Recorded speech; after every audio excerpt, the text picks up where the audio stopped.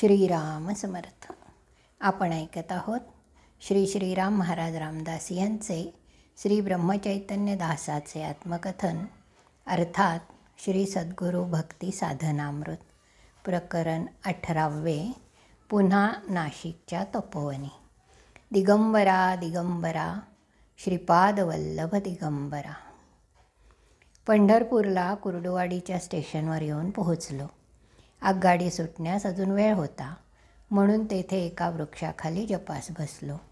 श्रींच्या दिव्य प्रेमाच्या मस्तीमध्ये पंढरपूर यात्रा दिव्य झाली. एवढ्यात काही प्रवासी मंडळी तिकिटे काढण्यासाठी रांगेत उभे राहू लागली. ते पाहून मला पैशांची आठवण झाली, परंतु माझे मन विचलित झाले नाही. मी माझ्या मनाशी म्हणालो, अरे पैसे नाहीत म्हणून काय झाले? लक्ष्मीचा पती आपल्या हृदयात आहे. श्रींची इच्छा असेल तर पुढे जाऊ, नाहीतर येथेच राहून एखाद्या मारुतीच्या मंदिरात बसून जप करू, पोटात घालण्यासाठी माधुकरी भिक्षा करू. असा विचार चालू असताना श्रींचा आवाज आला, अरे बाळ, झोळीमध्ये एक बंद लिफाफा आहे. हे ऐकताच मी झोळीत हात घातला आणि लिफाफा उघडला तर काय आश्चर्य, त्या लिफाफ्यामध्ये 501 रुपये होते. माझ्या डोळ्यात टचकन पाणी आले. हा लिफाफा कुरवपूरहून बरोबर आलेल्या मंडळींनी मला निरोप घेताना दिला होता, परंतु श्रींच्या प्रेमामध्ये तो लिफाफा माझ्या स्मरणातून गेला होता. योग्य वेळी माझ्या दीनदयाळू श्रींनी आठवण करून दिली. श्री आईचे प्रेम अतिदिव्य आहे. पैसे प्राप्त होताच आमची स्वारी तिकीट खिडकीसमोरच्या रांगेत उभी राहिली. मनमाडचे तिकीट घेऊन मी प्लॅटफॉर्मवर येऊन उभा राहिलो. थोड्याच वेळात गाडीची स्वारी झुकझुक करीत येऊन उभी राहिली. त्याबरोबर सर्व प्रवासी आपापले सामान घेऊन गाडीत चढून बसले. नंतर मी आत जाऊन उभा राहिलो. गर्दी भयंकर होती. प्रत्येकजण बसण्यासाठी जागा शोधत होता. दादा मंडळींना जागा मिळण्यास वेळ लागला नाही. आमची स्वारी साक्षी भावनेने भगवंताच्या मायेचा खेळ कौतुकाने पाहत होती. मुखामध्ये अखंड नाम असले म्हणजे कोणत्याही स्थितीमध्ये मनाला दुःख होत नसते. मला उभे राहण्यात आनंद होता. मी जागेसाठी काहीच खटपट केली नाही. नंतर 15-20 मिनिटांनी गाडी सुरू झाली. तासाभराने काळा कोट घातलेले एक सज्जन गृहस्थ आले आणि त्यांनी सर्वांची तिकिटे तपासण्यास सुरुवात केली. त्यामध्ये एक वृद्ध माऊलीने परिस्थितीच्या अभावी तिकीट काढले नव्हते, म्हणून तो तिकीट चेकर त्या बाईला पैसे मागत होता. जवळ पैसे नसल्यामुळे ती माऊली रडू लागली. ते दृश्य पाहून मला माझ्या आईचे स्मरण झाले आणि माझ्या डोळ्यात पाणी आले. मी त्या तिकीट चेकरला विचारले, आपल्याला किती पैसे हवेत? तेव्हा ते म्हणाले, 270 रुपये. लगेच मी त्या दिव्य लिफाफ्यातून पैसे काढून दिले. तेव्हा ते म्हणाले, या बाई आपल्या कोण लागतात? तेव्हा मी त्यांना म्हणालो, आत्मदृष्टीने आपण सर्वजण परमेश्वराची लेकरे आहोत. हे ऐकून ते गृहस्थ थक्कच झाले आणि घेतलेले सर्व पैसे परत देऊन त्यांनी मला नमस्कार केला. माझ्याकडे पाहून त्यांना कौतुक वाटले आणि माझा हात धरून प्रेमाने पुढच्या डब्यामध्ये घेऊन गेले आणि मला बसण्यास उत्तम जागा दिली आणि माझे पहिले तिकीट त्या माऊलीला दिले आणि मला प्रथम श्रेणीचे तिकीट दिले व हे गृहस्थ आपल्या पुढच्या उद्योगाला निघून गेले. नंतर आमची स्वारी हातात माळ घेऊन ऐस पैस मांडी घालून नामस्मरणात बसली. पदोपदी घडणाऱ्या श्रींच्या दिव्य लीला पाहून माझ्या डोळ्यातून गंगा यमुना खळखळ वाहू लागल्या. दुसऱ्या दिवशी सकाळी मनमाड मार्गे आमची स्वारी नाशिकच्या पंचवटीत गोदेच्या काठी रामकुंडावर हजर झाली. झोळी खाली ठेवून सद्गुरुनाथ महाराज की जय असा घोष करून गोदामातेला दंडवत केला. थोडा वेळ किनाऱ्यावर स्वस्थ बसून गोदेकडे पाहू लागलो. याच गोदेच्या काठी माझ्या श्रींनी आपल्या धर्मपत्नीला दिव्य उपदेश करून योगदीक्षा दिली होती. ते स्थान रामकुंडाजवळच आहे. त्याला नारोशंकराचे मंदिर म्हणतात. तेथे मंदिरात भला मोठा घंटा टांगलेला आहे, म्हणून त्याला नारोशंकर घंटा म्हणतात. नारोशंकराच्या मंदिराजवळच गोदेवर रामसेतू पूल आहे. या पुलाच्या जवळच सांडवे देवी उर्फ मंगळादेवीचे मंदिर आहे. रामकुंडाजवळ एक अतिप्राचीन गोदावरी नदीचे सुंदर मंदिर आहे. हे मंदिर प्रत्येक सिंहस्थ पर्व काळातच म्हणजे दर 12 वर्षांनी उघडण्यात येते. आमची स्वारी जवळजवळ 6-7 महिन्यानंतर या रामकुंडावर हजर झाली. आता पुन्हा श्रींच्या आदेशानुसार तपोवनाकडे प्रस्थान करण्याची ओढ लागली होती. प्रथम स्नान संध्या रामकुंडावर उरकून नंतर नारोशंकराचे, कपालेश्वराचे, काळारामाचे दर्शन करून नंतर तपोवनात जाऊ अशी कार्यक्रमाची आखणी करून आमच्या स्वारीने छाटी म्हणजे पंचा उपरणे काढून ठेवले आणि स्नानासाठी रामकुंडामध्ये उतरले. साक्षात श्रीराम, लक्ष्मण, जानकी तसेच हनुमंत स्वरूप श्रींनी या कुंडांमध्ये स्नान केले होते. त्यामुळे या गोदेच्या रामकुंडाचे महत्त्व विशेष आहे. गंगापूर धरणाचे पाणी नुकतेच सोडले असल्याने गोदामाता बाळसेदार दिसत होती. पाणी भरपूर असल्यामुळे गोदामातेच्या कुशीत पोहण्यास खूप आनंद येत होता. गोदेचे स्नान करताना कृष्णामातेची, तुंगभद्रेची तसेच भीमा, अमरजा, चंद्रभागेची आठवण येत होती. या सर्व महानद्यांनी माझ्यावर अत्यंत प्रेम केले आहे. माझ्या बालपणीचे संगोपन श्रींच्या आवडत्या माणगंगेने केले आहे. आम्ही लहानपणी माणगंगेत खूप अगदी मनसोक्त पोहलो आहे. या सर्व नद्या माझ्या आयाच आहेत. गंगेचे आणि नर्मदा मातेचे वर्णन पुढील प्रकरणात येईलच. रामकुंडाच्या वर लक्ष्मण कुंड आहे आणि खालच्या बाजूला सीतेचे कुंड आहे. गोदेचा प्रवाह येथे वेगदार आहे. प्रवाहात पडून खाली वाहत येताना खूप आनंद येतो. आमची स्वारी रामकुंडात सूर मारायची आणि वाहत वाहत रामकुंडातून सीतामाईच्या कुशीत येऊन विसावा घ्यायची. किनाऱ्यावर अनेक स्त्री पुरुष कपडे धुत असत. ज्यांना पोहायला येत नसे ती बिचारी मंडळी किनाऱ्यावर 2 फूट खोल पाण्यामध्ये आनंद घ्यायची. पोहता पोहता आमच्या स्वारीचे आज चालू असलेल्या नामावर लक्ष असे. भगवंताचे नाम साधना करून एकदा खोल गेले म्हणजे कोणत्याही परिस्थितीत ते चालू राहते. शेवटी भगवंत, नाम आणि नामधारक या त्रिवेणीचा संगम होतो. कृष्णामाईच्या कुंडाजवळच एक भले मोठे मारुतीराय आहेत. पोहत पोहत मी तिथपर्यंत गेलो. मारुतीकडे पाहून मन अति प्रसन्न झाले. एक क्षणभर टक लावून त्या स्वारीकडे पाहिले तर काय आश्चर्य, ते माझ्याकडे पाहून हसू लागले आणि म्हणाले, बाळ, श्रींची स्वारी नारोशंकराच्या मंदिरात तुझी प्रतीक्षा करीत आहे. हे वाक्य ऐकताच माझ्या डोळ्यामध्ये पाणी आले आणि मी लगेच पाण्याच्या बाहेर येऊन श्री मारुतीरायाला साष्टांग नमस्कार केला आणि जवळच असलेल्या नारोशंकराच्या मंदिरात दाखल झालो. खरोखरच माझी दयाळू श्रींची स्वारी माझी वाट पाहत होती.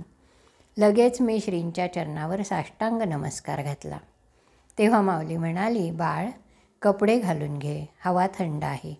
हे ऐकताच माझे हृदय प्रेमाने भरून आले आणि मी भराभर रामकुंडावर जाऊन जेथे झोळी होती तेथे पोहोचलो आणि झोळी घेऊन त्वरित पुन्हा श्रींसमोर येऊन हजर झालो. श्रींना पाहून आनंद झाला. त्या आनंदातच मी छाटी घालून अंगावर उपरणे घेतले. कौपीन बदलून पिळून बाजूला तेथेच वाळत टाकली. कपडे म्हणजे वस्त्र धारण केलेले पाहून श्रींना बरे वाटले.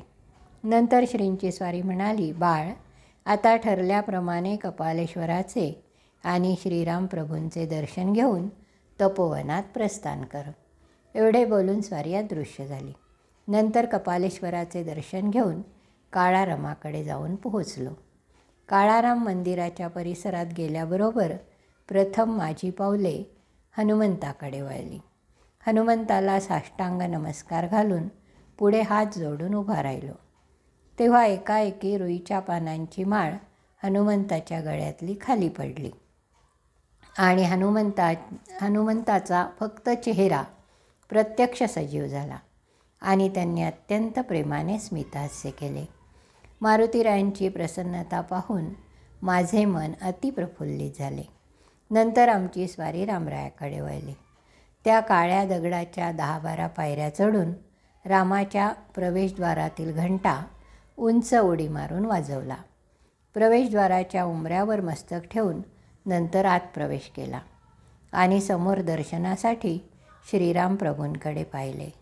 रामाकडे पाहून मला पूर्वस्मृती जागृत होऊन डोळ्यातून घळघळ पाणी वाहू लागले.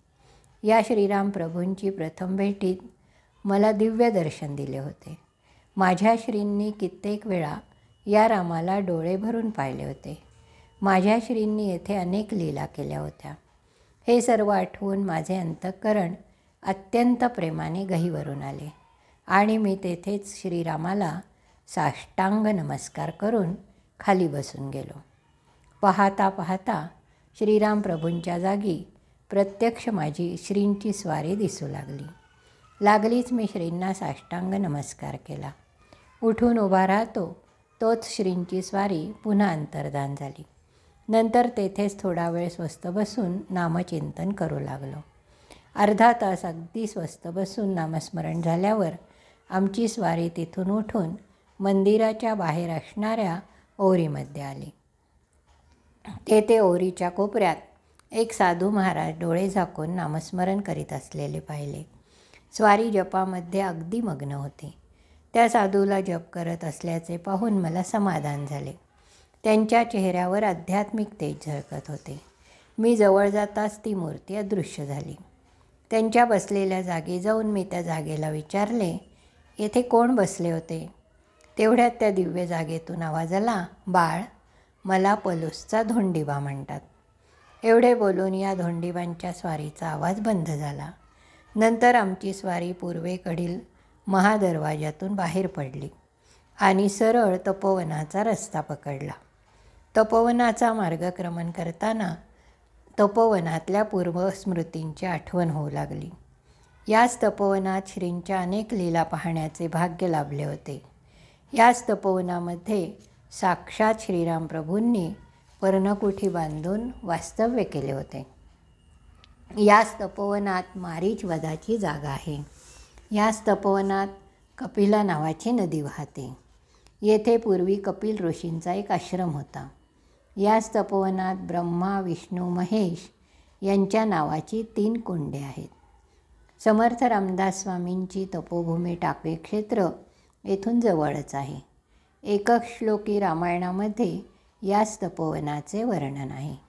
ते असे, आदौ राम तपोवनादिगमनं हत्वा मृगकाञ्चनं वैदेहीहरणं जटायुमरणं सुग्रीवसम्भाषणं वालीनिर्दलनं समुद्रतरणं लङ्कापुरीदाहनं पश्चात् रावणकुम्भकर्णहननम् एतद्धि रामायणम्. वैदेही हरणपर्यंतचे प्रसंग या दंडकारण्य तपोवनात घडलेले आहेत. श्रीराम प्रभूंच्या अनेक दिव्यलीलांनी हे तपोवन पावन झालेले आहे. या तपोवनात अनेक ऋषीमुनींनी तपश्चर्या केलेली आहे. माझ्या प्राणप्रिय श्रींनी या तपोवनात लीला केलेल्या आहेत. आता आपण श्रींच्या दिव्य लीलांकडे वळू. आमची स्वारी पूर्वनियोजित ठिकाणी येऊन पोहोचली. 6-7 महिन्यांपूर्वी जेथे नामसाधना चालू होती त्याच ठिकाणी आलो. येथे येताच माझ्या या स्थळीच्या दिव्य अनुभव स्मृती वरती उचंबळून आल्या. जणू काय येथील फुलांची झाडे, पशु, पक्षी, मुंगूस, मोर, काळे नाग, उंदीर, घुशी, कोकिळा, भारद्वाज पक्षी ही सर्व मंडळी माझी परत येण्याची वाट पाहत होती. तेव्हा शेताच्या बांधावर कमरे इतके सुंदर गवत वाढले होते. या गवतातून त्या साधना कक्षाकडे जाताना फार फार प्रसन्न वाटत होते. शेजारच्या कडुलिंबाच्या झाडावरचे पक्षी किलबिलाट करून माझे स्वागत करत होते. कोकिळा गायिका स्वागताची पदे गात होत्या. मधूनच मयूरपक्षी माझ्याकडे पाहून गोड केकावली गात होते. आपली सुंदर पंखे पसरून मयुरांची टोळी आनंदाने नृत्य करत होती. हा सर्व आनंदाचा सोहळा नागाची स्वारी बिळातल्या झरोक्यातून पाहत होती. उंदीर घुशी हळूच अधूनमधून इकडून तिकडे आणि तिकडून इकडे फेऱ्या मारीत होते. मधूनच भारद्वाज पक्ष्यांचे आवाज ऐकू येत होते. आजूबाजूच्या लता वेली अगदी टवटवीत प्रसन्न होत्या. हे सर्व दृश्य पाहता पाहता आमची स्वारी साधना कक्षाच्या समोर येऊन पोहोचली. त्याबरोबर श्रींची तसबीर झोळीतून काढून साधना कक्षामध्ये प्रवेश केला. पूर्वीचे लाकडी सिंहासन तेथेच त्याच जागी जसेच्या तसे होते. त्यावर असलेली धूळ झाडून माझ्या श्रींना त्या सिंहासनावर स्थापन केले आणि श्रींचा जय जयकार करून शिरसाष्टांग नमस्कार केला. एवढ्यात श्रींच्या सिंहासनाच्या बाजूच्या कोपऱ्यात भली मोठी नागमहाशयांची स्वारी वेटोळे घालून बसलेली दिसली. त्याबरोबर मी त्याला जय जय रघुवीर समर्थ म्हणून साष्टांग नमस्कार घातला. तेव्हा त्या स्वारीने मोठा फणा काढून आपली मान डोलावली. नंतर ही स्वारी श्रींच्या स्वारीवर फणा धरून तेथेच बसून राहिली. हा प्रसंग पाहून मला एकनाथ महाराजांची आठवण झाली. जेव्हा त्यांच्या गुरूंनी म्हणजे जनार्दन स्वामींनी नाथांना तपश्चर्येसाठी वनात पाठवलेले होते, तेव्हा नाथांच्या डोक्यावर एका नागराजाची स्वारी अगदी याप्रमाणे फणा काढून बसत असे. हे दृश्य पाहून मी नागोबाला विचारले, आज आपण येथेच राहणार काय? तेव्हा स्वारीने होकारार्थी मान डोलावली. नंतर मी पुढच्या उद्योगाला लागलो. झोळी बाहेरच्या झाडाला टांगून ठेवली. जाड गवताचा झाडू तयार करून खोली स्वच्छ करून घेतली. श्रींच्या समोर नेहमीप्रमाणे जपासाठी आसन मांडून ठेवले. नाग महाराजांच्यामुळे श्रींच्या सिंहासनाची शोभा फारच सुंदर दिसत होती. प्रत्यक्ष ब्रह्मांड नायकावर नागोबाने आपल्या फणीचे छत्र धरले होते. यावेळी श्रींची स्वारी क्षीरसागरातल्या शेषशाही भगवान विष्णूप्रमाणे दिसत होती. झोळीतली माळ काढून मी श्रींच्या समोर आसनावर जपाला बसलो. यावेळी दुपारचे 2 वाजले होते. थोड्याच वेळात आमच्या सर्व वृत्ती नामाच्या अधीन झाल्या. आज श्रींच्या नागसेवकाचेही ध्यान समोर होते. त्या नागाकडे पाहून त्या नागाबद्दल माझ्या मनात प्रेम निर्माण होऊ लागले. हा नाग सामान्य नसून अतिदिव्य होता. त्याशिवाय श्रींची सेवा करण्याची सद्बुद्धी कशी होईल? नागमहाशय एखाद्या गंभीर सज्जनाप्रमाणे अगदी शांत बसून होते. या नागराजाला बैठकीची सवय चांगली असावी. आता सायंकाळी 6 वाजण्याच्या बेतात होते आणि ही स्वारी दुपारी अंदाजे 1:30 वाजता फणा काढून बसली होती. या स्वारीपासून कसलाच उपद्रव नसल्याने आमची स्वारी आमच्या मस्तीमध्ये मस्त होती. 6 वाजता जप पूर्ण करून श्रींना शिरसाष्टांग नमस्कार घातला. थोडा वेळ शेतात फिरून आलो. नंतर दासबोध श्रींचे चरित्र झोळीतून काढून श्रींच्या जवळ कोपऱ्यात एका आसनावर ठेवले. स्नानाचे कपडे वाळत टाकण्याचे राहून गेले होते. ते बाहेर झाडाच्या फांदीवर टाकून दिले.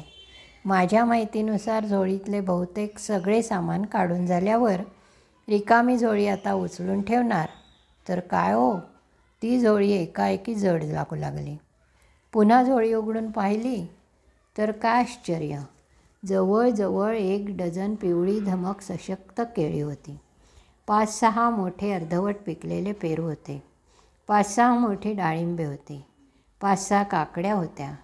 हे पाहून मी अगदी थक्कच झालो आणि या दिव्य फळांकडे एकसारखे पाहतच राहिलो. श्रींची इच्छा असे समजून त्या फळांचा नैवेद्य श्रींना अर्पण केला आणि आश्चर्याने श्रींकडे एकसारखा पाहत राहिलो. तेव्हा श्रींचा आवाज कानावर आला, बाळ, सकाळपासून तू काहीच खाल्ले नाही म्हणून ही फळे श्रीराम प्रभूंनीच पाठवलेली आहेत. एवढे बोलून श्रींचा आवाज बंद झाला.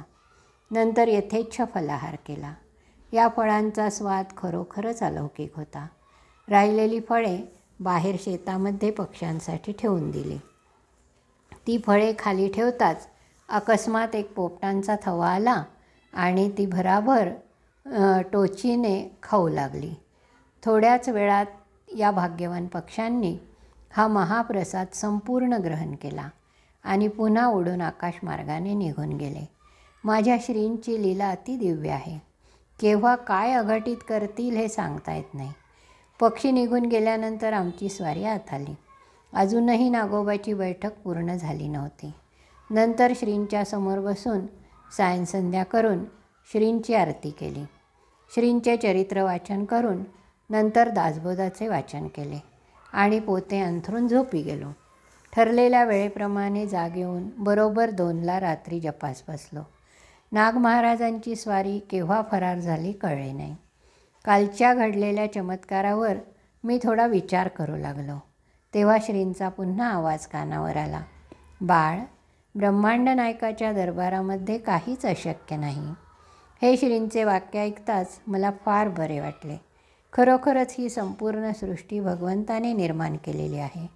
सृष्टीचे नियम, कायदे, संविधान हे सर्व त्यानेच निर्माण केले आहे. तर सर्वसाधारण गोष्टी निर्माण करणे किंवा मोडणे हा त्याचा साधा खेळ आहे. त्याची लीला अतर्क्य आहे. मेलेला मनुष्य पुन्हा जिवंत होत नाही, हे या परमात्म्याचे विधान आहे. परंतु एखाद्या सिद्ध महात्म्याच्या मनात जर आले की या प्रेताला जिवंत करावे, तर त्या विधीला आपले विधान खोडून त्या सिद्ध महात्म्याचे विधान तेथे खरे करून दाखवावे लागते. माझ्या प्राणप्रिय सद्गुरुनाथांचे असे अनेक दिव्य प्रसंग आहेत. एकदा गोंदवल्या श्रींनी विहीर खोदण्याचे काम चालू केले होते. बरीच भक्तमंडळी श्रींच्या आज्ञेनुसार विहीर खोदत होती. थोडे बहुत खणून झाल्यावर गोपीनाथ नावाचा एक भक्त श्रींना म्हणाला, महाराज, आपण नुसते म्हणा पाणी लागेल. हे त्या भक्ताचे भक्तिभावाने भरलेले वाक्य ऐकून श्री म्हणाले, अरे तेथे पाणी असेल तरच पाणी जमिनीतून वर येईल. माझ्या सांगण्यावरून पाणी कसे लागेल? त्यावर तो भक्त म्हणाला, ते काही असो, आपण नुसते म्हणा पाणी लागेल. त्याने श्रींना पुन्हा प्रार्थना केली, महाराज पाणी लागेल असे तुम्ही नुसते म्हणा. तो जेव्हा ऐकेना तेव्हा श्री म्हणाले, बरे, जानकी जीवन स्मरण जय जय राम, पाणी लागेल चल मार कुदळ. त्या गोपीनाथाने एकच कुदळ मारली आणि काय आश्चर्य, जमिनीतले पाणी कारंज्याप्रमाणे उसळून वर आले. हे पाहून सर्वांना अतिशय आनंद झाला. यावरून विचार करा, सिद्ध महापुरुषांच्या शब्दामध्ये केवढे महान सामर्थ्य साठवलेले आहे. त्या ठिकाणी पाणी यायला अजून पुष्कळ खोदकाम करणे आवश्यक होते. परंतु श्रींच्या दिव्य वाणीचे बोल त्या ब्रह्मदेवाला ऐकणे भाग पडले. शक्यतो ही संतमंडळी विधीच्या विरुद्ध जात नाहीत, परंतु वेळप्रसंगी मागे पुढे पाहत नाहीत. ही मंडळी आपल्या भक्तांच्या शुद्ध भावनेच्या अधीन असतात. अहो, अक्कलकोट स्वामींचा एक दिव्य प्रसंग आहे. एका गावात विहिरीचे अत्यंत खारट पाणी होते.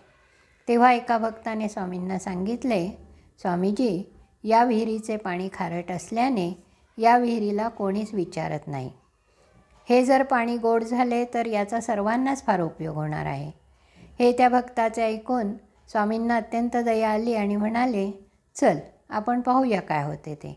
असे म्हणून ही स्वारी विहिरीच्या काठावर उभी राहून त्या विहिरीत अक्षरशः एखाद्या बालकाप्रमाणे इंद्रिय हातात घेऊन मुतली आणि आपल्या भक्ताला म्हणाली, भोसडीच्या, तुला गोड पाणी पाहिजे ना, विहिरीत उतरून पी पाणी. ही स्वारी फार विलक्षण होती. हे भक्तांना नेहमी शिव्यांचा भडीमार करत असत. शिव्या हाच प्रसाद समजून भक्तमंडळी अतिप्रेमाने शिव्या भरपूर खात असत. तो भक्त विहिरीत उतरून यथेच्छ पाणी पिऊन वर आला. माझ्या श्रींची स्वारी भांडणाव्यतिरिक्त कधी शिव्या देत नसे. परंतु तुकामाई हे अक्कलकोट स्वामींचे शिव्या देण्यामध्ये श्रेष्ठ बंधू होते. तुकामाईंच्या लीला अतिदिव्य होत्या. तुकामाईंकडे पाहिले की मला आपोआपच अक्कलकोट स्वामींची आठवण येत असते. संत मंडळी देहाने जरी वेगवेगळी दिसली तरी हे सिद्ध महात्मे आतून एकच असतात. प्रत्येक साधू आपापल्या स्वभावानुसार वागतात. कोणी गंभीर असतात, तर कोणी दुर्वासाप्रमाणे क्रोधी असतात, तर कोणी एकनाथांसारखे शांत असतात. माझ्या श्रींची स्वारी परिस्थितीप्रमाणे एखाद्या नाटकात अभिनय करणाऱ्या नटाप्रमाणे अभिनय करते. माझ्या श्रींचा एक गमतीदार प्रसंग सांगतो. एकदा श्रींची स्वारी मिरज या गावी काका फडके या भक्ताकडे आली. श्रींचा मुक्काम काकांच्याकडेच होता. दुसऱ्या दिवशी एक गमतीदार प्रसंग घडला. सकाळी 8 वाजण्याच्या सुमारास एक पोलीस शिपाई साध्या पोशाखात आला आणि तो म्हणाला, इन्स्पेक्टर पागे यांनी मला पाठवले आहे. श्रींचा रिपोर्ट करण्यासाठी आलो आहे. बाहेर चाललेले बोलणे ऐकून श्रींची स्वारी काय हो काय आहे म्हणत पुढे आली.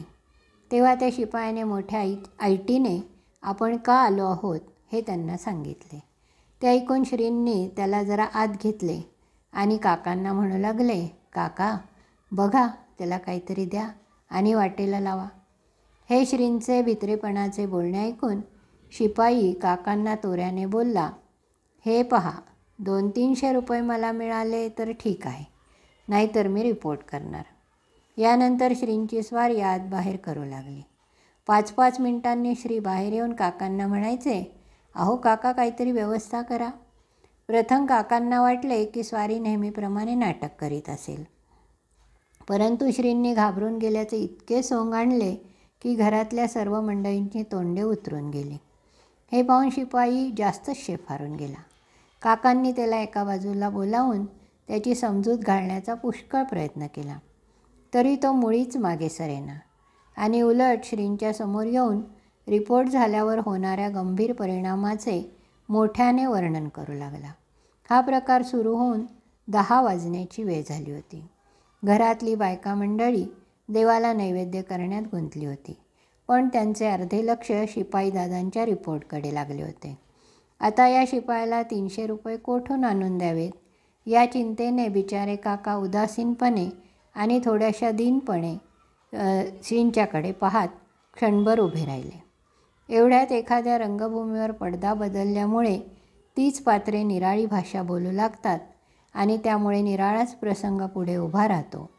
हुबेहूब त्याचप्रमाणे श्रींनी आपला अभिनय बदलून, आपल्या चेहऱ्यावरचे भाव बदलून त्या शिपायावर मोठे डोळे करून मोठ्याने ओरडले, तू आणि तुझा तो पागे दोघेही गेलात मसनात. तू काय समजून इथे आला आहेस? चुलीत घाल तुझा रिपोर्ट. मला सरकारची भीती दाखवतोस? माझ्याकडे बघण्याची सरकारची छाती नाही. सरकारने माझ्याकडे बघितले तर मी सरकारचे डोळे फोडून टाकेन. आणि मूर्खा, तुला लाज नाही वाटत इथे येऊन पैसे मागतोस? एवढे बोलून श्रींची स्वारी पुढे म्हणाली, काका या बदमाशाला धरून खांबाला बांधा. वादीने याला मीच फोडून काढतो. थोड्या वेळापूर्वी अगदी घाबरलेले श्री यावेळी इतके उग्र आणि बेफाम दिसत होते की भीतीने तो शिपाई थरथर कापू लागला. त्याने काकांचा हात घट्ट धरून ठेवला, पण थोड्या वेळाने काकांनीच त्याला श्रींच्या पायावर घातला.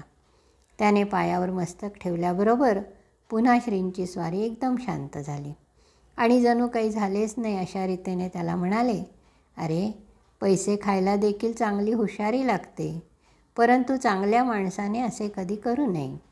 आधीच आपले सरकार परकीय आहे. ते लोक आपल्याला त्रास देऊन लुटत आहेतच. निदान आपल्या तरी लोकांनी सर्वांना सुख लागेल असेच वागावे. लोकांच्या असहाय्यतेचा आणि गरिबीचा फायदा आपण घेऊ नये. त्यांचा तळतळाट लागू देऊ नये. गरिबांना खरी मदत करायची तुम्हा लोकांना केवढी संधी आणि शक्ती असते. तुम्ही त्याचा योग्य उपयोग करून घेत नाही. असे विचार यायला अंतःकरण शुद्ध असावे लागते. ते भगवंताच्या नामाने होते. म्हणून तुम्ही नामस्मरण करीत जा. राम तुमचे कल्याण करील. एवढे बोलून श्रींनी त्या शिपाईदादाला जेवायला थांबवून घेतला आणि या माझ्या दयासागराने त्याला अनुग्रह देऊन पाठवला. यावरून विचार करा माझ्या श्रींची स्वारी किती नाटकी, गमतीदार, विनोदी आणि दयाळू आहे. अनेक संत मंडळी झाली, परंतु श्रींची स्वारी सर्वांपेक्षा फारच विलक्षण आहे. ही संत मंडळी बाहेरून अगदी सामान्य लोकांप्रमाणे वागत असते. सामान्य लोकांच्या सूक्ष्म वृत्तीचे ज्ञान या संत मंडळींना अगदी बरोबर माहीत असते. हिरव्या चाफ्याचे फूल हिरवे असल्यामुळे त्या हिरव्या पानांमधून शोधणे कठीण असते. अगदी याचप्रमाणे संत मंडळी सामान्य लोकांच्या मध्ये अगदी सामान्यांप्रमाणे वागत असल्याने त्यातून या संतांना शोधून काढणे कठीण असते. ज्याप्रमाणे रत्नांचा पारखी रत्नांना शोधून काढतो, त्याचप्रमाणे भगवंतांच्या नामामध्ये रंगलेला मस्तरामच दुसऱ्या मस्तरामांना शोधून काढतो. म्हणून संतांची बाहेरच्या वागण्यावरून आपण त्यांची परीक्षा घेऊ नये. श्रीराम. हरिओम तत्सत.